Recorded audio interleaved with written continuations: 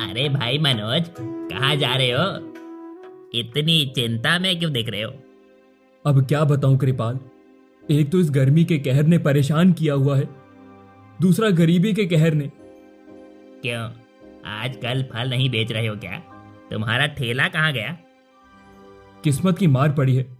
पैसे ना होने की वजह से फल खरीद कर मंडी से ला नहीं पाया, इसीलिए धंधा बंद हो गया है। कोई रास्ता नजर नहीं आ रहा। अरे तो चिंता ना कर, भगवान सब ठीक करेगा। चल मैं चलता हूँ।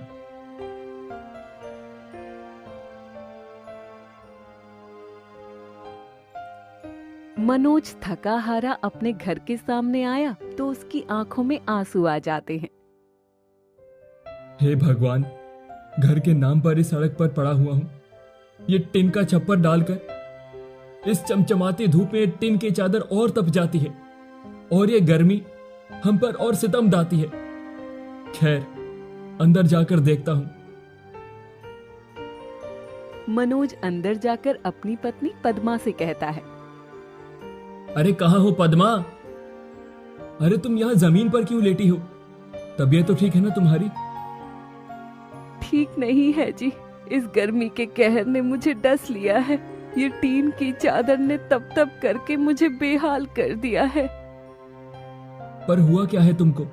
तुम्हारी हालत तो बहुत बुरी है। होठों पर भी सूख कर पपड़ी जमी है। जी वो पानी नहीं था, प्यास लगी थी। पानी लेने दूर जाना पड़ता है, वही लेने गई थी।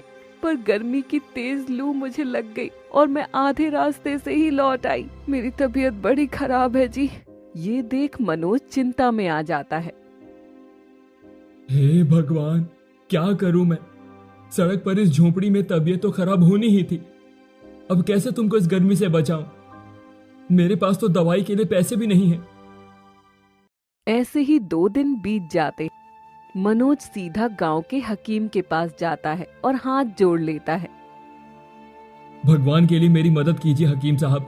मेरी पत्नी की हालत बहुत बुरी है, एक बार चलकर उसे देख लीजिए। लाओ, पैसे जमा करा दो। घर जाने का अलग से किराया है, पूरे 50 रुपए लगेंगे। आप अच्छी तरह मेरी हालत को जानते हैं हकीम साहब। मेरे पास एक फूटी कौड़ी भी नहीं है। अगर अभी उसे इलाज नहीं मिला तो वो मर जाएगी। मैं आपसे वादा करता हूं कि आपकी फीस से डबल कीमत मैं आपको एक दिन जरूर दूंगा। आप कहो तो मैं आपके पैर भी पड़ लेता हूं। ठीक है ठीक है, अब सच में पैर मत पड़ जाना, चलता हूं।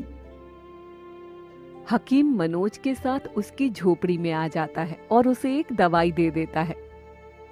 अभी के लिए तो मैंने दवाई दे दी है, पर दवाई काफी नहीं है। इनके अंदर पानी की कमी आ गई है। खाना ना मिलने से आंतें सूख गई हैं। अब इनको अच्छा खाना पीना मिलना चाहिए, साथ में गर्मी से बचाव। अगर नहीं हुआ तो इनकी जान चली जाएगी। कुछ भी करके इनको ऐसे घर में रखो जहां ये धूप लू से बच सके।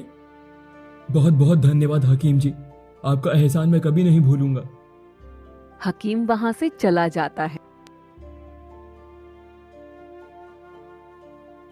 पर मनोज भारी चिंता में आ जाता है और घर से बाहर निकल आता है। मैं अपनी पत्नी को ऐसे मरने नहीं दे सकता। मुझे उसके लिए कुछ करना होगा। कृपाल मेरा मित्र मेरे दुख को समझता है। वो मेरा सबसे अच्छा मित्र है। मुझे उसकी मदद लेनी होगी। उसके घर जाता हूं।